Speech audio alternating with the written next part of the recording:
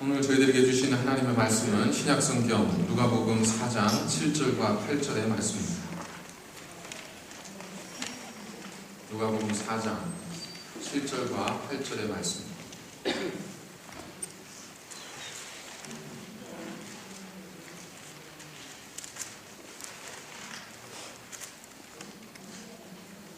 누가복음 4장 7절과 8절 말씀 우리 함께 한 목소리로 봉독하시겠습니다.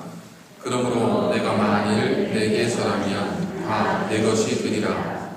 예수께서 대답하여 이르시되 기록된 바 주 너희 하나님께 경배하고 다만 그를 섬기라 하였느니라.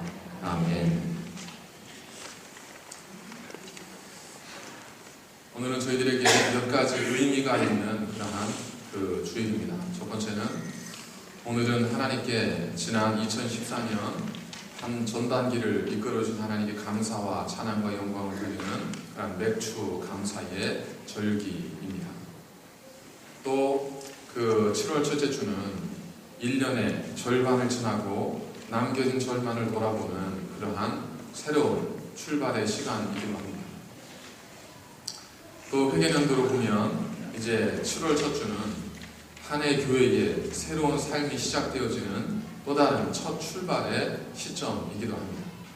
여러 면에서 오늘은 참 의미 있는 하루, 의미 있는 그 주님의 날이고 우리의 시작입니다.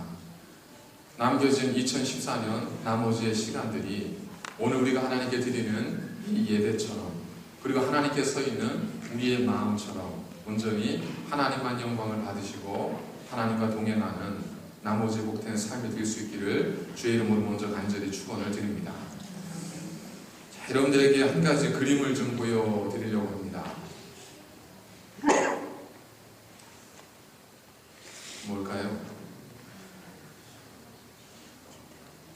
참고로 저희 집 침대는 아니고요.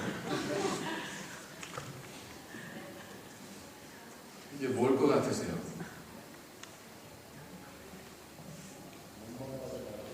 몸만 빠져나간, 저기 자세히 보시면요, 저기 널브러진 옷, 벗겨진 양말, 먹다 남은 병, 과자 껍데기, 별의별 게 다 널브러져 있습니다.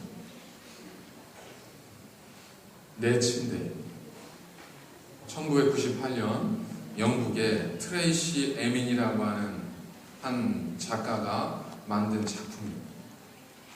근데 저 작품은 자기 침대, 자기가 살던 침대입니다. 저걸 내 침대라고 하는 작품으로 출시를 한 겁니다. 그때 작품을 평가하는 평단에서는 저 작품을 보면서 뭐라고 평가를 내렸냐면 인간의 극단적인 절망을 가장 잘 표현한 작품으로 극찬을 했습니다. 뿐만 아니라 2014년 7월 1일 저 작품은 한 경매 사이트에 등장을 합니다. 그래서 한 사람에 의해서 낙찰을 받았는데 낙찰가가 얼마였었냐면 영국 돈으로 220만 파운드, 호주불로 따지니까 380만 불, 하나로 따지면 38억 원입니다. 그러고 보면 예술 어려운 거 아니에요? 여러분, 저희 맘만 먹으면, 아니 맘 먹지 않아도 돌아가서 하나씩 만들어 보세요 하면 금방 할 수 있지 않겠습니까? 도대체 이해가 되지는 않는 거. 저걸 어떤 생각으로 저걸 38억을 주고 저 작품을 구매를 할까? 참 이해가 되지 않다가도 모두가 작가가 인정하는 피카소의 추상가 피카소의 작품을 이렇게 보면 왜 눈이 저렇게 달라야 될까? 눈이 크기가 다르고 붙어있는 곳이 달라야 할까? 이런 것들을 보면서 그 작품을 도저히 지금도 제 좁은 식견으로는 이해할 수가 없습니다. 그걸 보면 누군가가 볼 수 없는 그것을 어떤 전문가, 또 다른 눈을 가지고 있는 또 다른 식견을 가지고 있는 사람의 눈에는 저것이 보이는가 보다. 그래서 우리가 보기에는 저런 볼성사 나온 침대, 저 작품이 어떤 사람에게는 38억 원의 가치가 있다고 느껴지는 것이겠죠. 그런 면에서 보면 우리가 어떤 눈을 가지고 있는가 하는 것이 굉장히 중요함을 알 수 있습니다. 그리스도의 십자가가 세상 사람들이 보기에는, 이방인들에게는 미련합니다. 우리 그리스도인들에게는 구원의 능력입니다. 어떤 눈을 가지고 바라보느냐에 따라서 십자가의 능력이, 주님의 십자가가 한 사람에게는 구원의 능력, 이 세상 무엇과도 바꿀 수 없는 구원의 능력이 되는가 하면 어떤 사람들에게는 미련한 상징, 그렇게 취급될 수도 있다는 거예요. 우리 그런 관점을 가지면 단순히 저런 작품 하나를 왜 저 돈 주고 살까 하는 마음에서 우리가 어떤 눈을 가지고 보느냐에 따라서 사물은, 그 가치는 얼마든 달라질 수 있다. 내가 나를 구원하신 예수 그리스도, 내 한 해 삶을 인도하신 하나님, 그 마음으로, 그 관점으로 우리의 삶을 돌아보고 하늘을 향해 눈을 들어보니까 나의 모든 도움이 하나님께로부터 왔음을 고백할 때 우리는 그 마음으로 하나님께 감사와 찬양과 영광을 돌릴 수 있게 되는 겁니다. 하지만 그런 마음이 아니고 내가 수고했던 것이고 내가 힘쓰었던 것이고 돌아봐도 내 흔적밖에 없다고 느껴지면 주님의 흔적을 발견하지 못하는 사람에게 맥주 감사줄 혹은 주수 감사줄, 아니 모든 하나님께 드리는 예배는 그렇게 의미가 느껴지지 않을 수 있다는 겁니다. 어떤 눈을 가지고 바라보느냐. 여기 또 하나의 작품의 출시가 되었습니다. 그 작품은 천하만국의 모든 권위와 영광이라고 하는 작품입니다. 이 작품의 출시자는 사탄입니다. 사탄은 이 작품을 출시하면서 예수님에게 흥정을 하기 시작했습니다. 내가 천하만국의 모든 권위와 영광을 내게 줄 터이니 너는 나에게 그 대가로 이걸 줘라. 그렇게 요청한 것이 뭐죠? 절하라. 내게 절하면 내가 천하만국의 모든 권위와 영광을 너에게 주리라. 이것이 사단의 제안이었습니다. 예수님은 다행히 그런 사단의 유혹에 넘어가지 않으셨지만 도대체 이 사건이 우리에게 전하는 의미는 과연 무엇일까? 이 사건 이면에 그냥 일반의 눈으로는, 그저 지나가는 눈으로는 볼 수 없는 어떤 하나님의 깊은, 우리에게 전하시고자 했던 그 어떤 의미가 이 작품 속에 꼭 담겨 있지는 않을까? 우리가 그런 하나님의 눈을 가지고 오늘의 말씀을, 오늘의 사건을 돌아보려고 하는 겁니다. 이 사건이 우리에게 주는 의미를 크게 세 가지로 생각을 해보도록 하겠습니다. 첫 번째는 뭐냐면, 사탄은 주님에게 제안을 하면서 천하만국의 모든 권위와 영광의 가치를 무엇과 동등하게 여겼냐면 나에게 한번 절하는 것의 가치와 동등하게 여겼습니다. 저 볼성사 나온 침대가 38억 원에 낙찰되었다는 건 뭐겠습니까? 저 작품의 가치를 38억 원의 가치와 동등하게 여긴 겁니다. 마찬가지로 사단이 천하만국의 모든 영광과 권위의 가치를 무엇과 동등하게 여겼냐면 내게 절하면, 나한테 절해봐, 이것의 가치와 동등하게 여겼다는 거예요. 도대체 절받는 것이 뭐 이렇게 대단하기에, 도대체 그것이 뭐 엄청난 일이기에 사탄은 모든 것을 다 주고라도 예수님으로부터 절을 받고자 했을까? 그 의미를 우리가 잘 깨닫지 못하면 우리 이렇게 생각할 수 있습니다. 까짓거 한번 해주지 뭐. 자, 그렇다면 과연 그 정도의 의미일까? 눈 한번 딱 감고 지나갈 수 있는 그런 문제일까? 아니면 그 속에 우리가 알지 못하는 어떤 크고 심오한 또 다른 음모가, 또 다른 뜻이 그 안에 담겨 있는 것일까?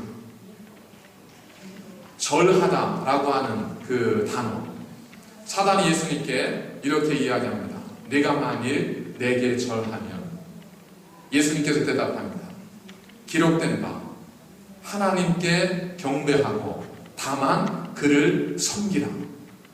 여기에서 영어로 이 단어를 표현해 보면 If you worship me, 여기서 절하다는 뜻은요, 영어로 표현하면 worship. 이 절하다는 이 사탄의 말의 그 히브리어는 뭐냐면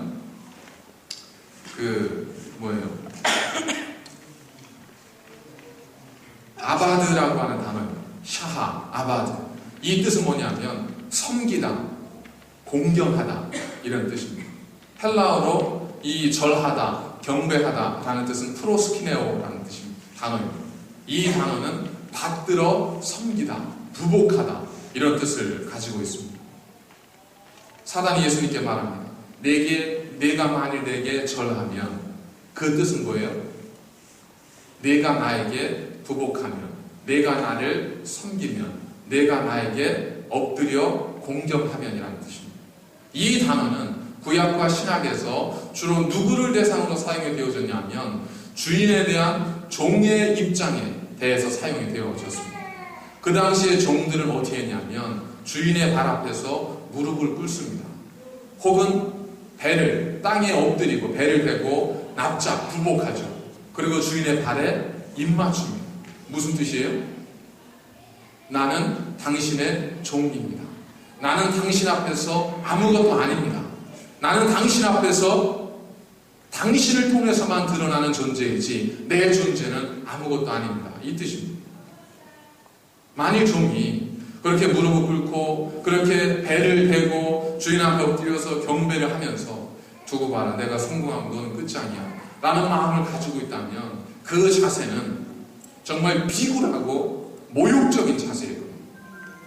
그런데 여러분 더 패션 오브 크라이스트라는 영화를 보셨으면 아시겠지만 거기에 한 여인이 많은 사람들로부터 돌팔매질을 당합니다.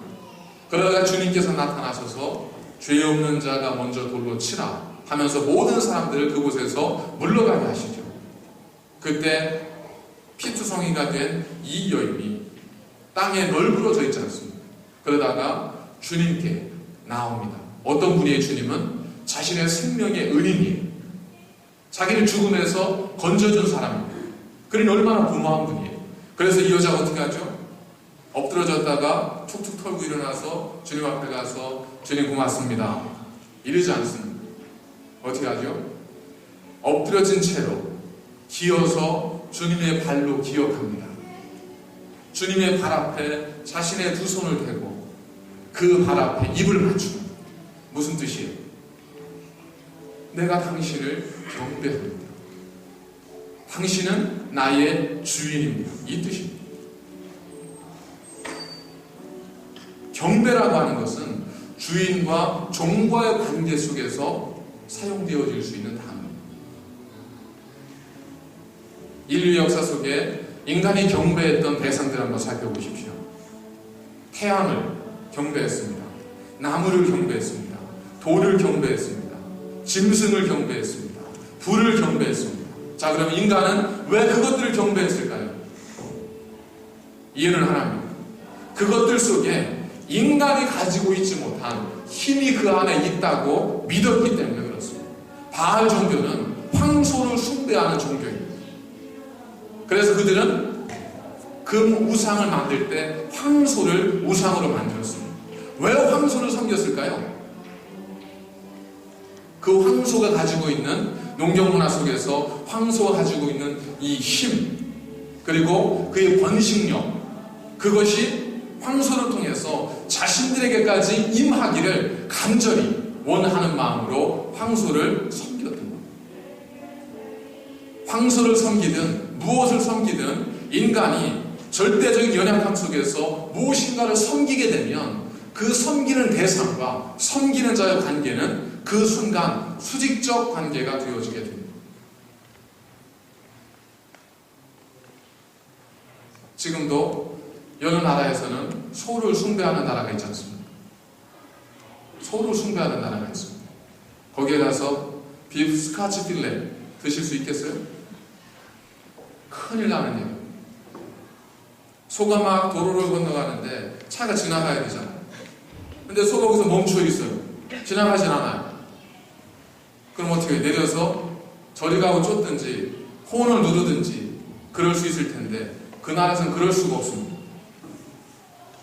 소가 아무데나 다니면서 막 변을 배설하고 쫓을 수가 없습니다. 왜 그러죠?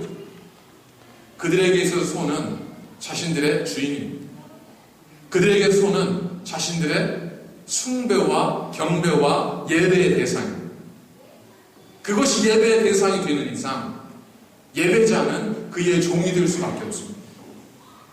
종이 주인을 먹어요? 그런 일은 있을 수가 없는 겁니다. 그래서 그 나라에서는 소가 앞을 가로막아도 지나가기까지 기다립니다. 한나절이 걸려도 기다리는 거예요. 아무리 배가 고파도 소고기를 먹지 않습니다. 왜? 소와 인간은 그런 관계로 맺어졌기 때문에 그렇습니다. 이것이 예배의 대상, 예배자의 태도입니다. 우리가 예배하는 분은 누구죠? 전능하신 하나님이십니다. 우리가 예배하는 분은 천지를 창조하신 하나님이십니다. 우리가 하나님을 예배하기로 했다면 하나님과 우리의 관계는 이제 더 이상 우리가 타협하고 우리가 어떤 딜을 할 수 있는 그런 관계가 아닙니다. 하나님을 예배하는 자는 마치 종이 그 주인의 머리맡에 발 앞에 머리를 꿇고 그 발에 입 맞추는 것처럼 우리가 하나님을 예배한다는 것은 하나님의 거룩하신 존재 앞에서 우리 자신은 다 사라지는 거예요. 구약 레위기 1장을 보면 구약 예배의 원형인 번제 제사가 나와 있죠. 번제 제사를 드릴 때는 이 사람들은 반드시 제물을 가지고 와야 되죠. 그 제물은 뭐예요? 내가 죽을 수 없으니까 나를 대신해, 내 죄를 대신해서 대신 죽는 나의 상징물입니다. 이 죄에 대해서 이 제물에게 그 예배자가 안수를 합니다. 그리고 그 제물을 자기의 손으로 죽이는 거예요. 무슨 뜻이에요? 내가 나를 죽이는 겁니다. 예배의 시작은 나를 죽이는 것으로부터 시작됩니다. 내가 짐승을 죽이는 게 아니에요. 내가 다른 누구를 죽이는 게 아닙니다.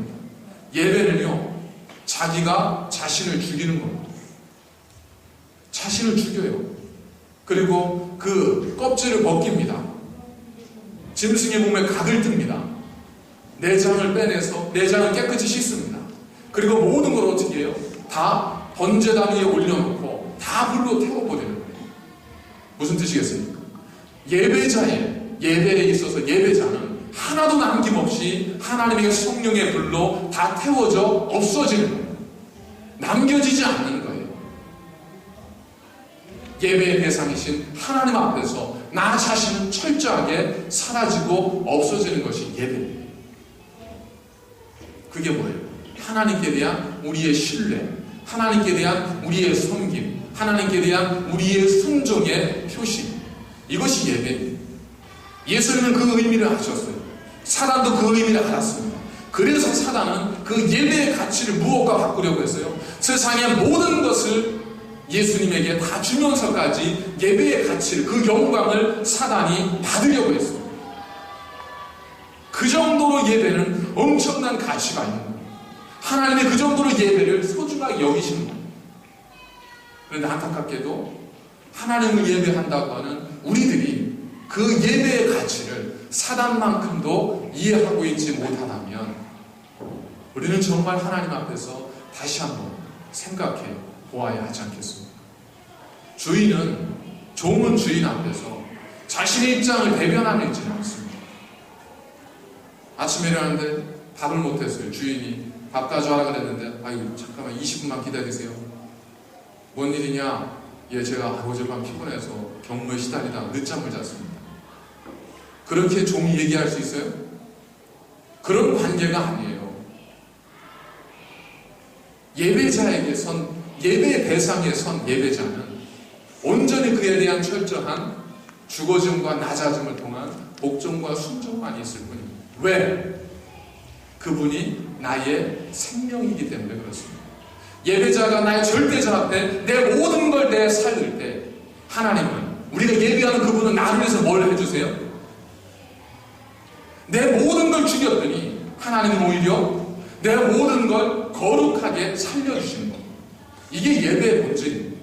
예배는 내가 죽어짐을 통해서 하나님의 살리심을 경험하는 것이 예배입니다. 그렇기 때문에 나를 살리신 하나님 앞에 절대적인 순종과 신뢰가 필요한 겁니다. 여러분, 꼭 제가 이제 주례를 할 일이 있겠죠. 주례를 할 때 제가 이렇게 물으려고 합니다. 신랑에게 묻겠습니다. 신랑 암격은, 당신은 비가 오나 눈이 오나 바람이 부나 슬프나 괴로우나 즐거우나 이 여자도 사랑하겠는가? 신부에게 묻겠습니다. 신부 암계양은 비가 오나 눈이 오나 바람이 부나 슬프나 즐거우나 괴로우나 이 남자도 사랑하겠습니까? 여러분, 기쁘시겠어요? 남자가 여자에게 고백합니다. 내가 평생 동안 당신도 열심히 사랑하겠소. 남자가 여자에게 고백합니다. 내가 평생 동안 당신도 열심히 사랑하겠소. 그 고백을 받아줄 남녀가 어디 있겠습니까? 당신만을 사랑하겠다고 해야지 어떻게 당신도 사랑해요? 어떻게 신랑에게 이 여자도 사랑하겠냐고 묻는 게 어떻게 이게 아름다운 신뢰로 맺어진 결혼식이겠습니까? 하나님을 섬길 때, 하나님을 예배할 때, 우리의 생명의 주관자이신 하나님을 예배할 때 내가 하나님도 섬기겠습니다라고 말하는 것은 하나님을 섬기지 않겠다는 것과 똑같습니다. 우리의 예배의 대상은 온전히 하나님만 되어야 한다는 겁니다. 어떤 것과 타협하지 않는 겁니다. 두 번째, 사단은 예수님에게 그 목적을 약간 변형시키면서 예수님을 유혹합니다. 사단이 뭐라고 예수님을 유혹하냐면, 만일 네가 내게 절하면 이 모든 것이 네 것이 되리라. 자, 예배의 대상은 하나님만 돼야 돼요. 예배의 목적은 뭐죠? 하나님의 영광을 드립니다. 그런데 사단은 지금 예배의 목적에 대해서 교묘하게 예수님에게 어떤 제안을 하고 있는 거예요. 예배의 목적이 뭐라는 거예요? 내가 이 모든 것을 얻게 되는 것, 이것이 예배의 목적이 되어지게 됩니다. 예수님은 말씀합니다. 내 건강을 위하여 하나님을 예배하라. 이게 아니고 오직 하나님만 경배하고 그만 섬기는 것이 우리에게 주신 명령인데, 사단은 내가 원하는 어떤 것을 얻기 위하여 너는 나를 예배하라. 이것이 사단의 제안입니다.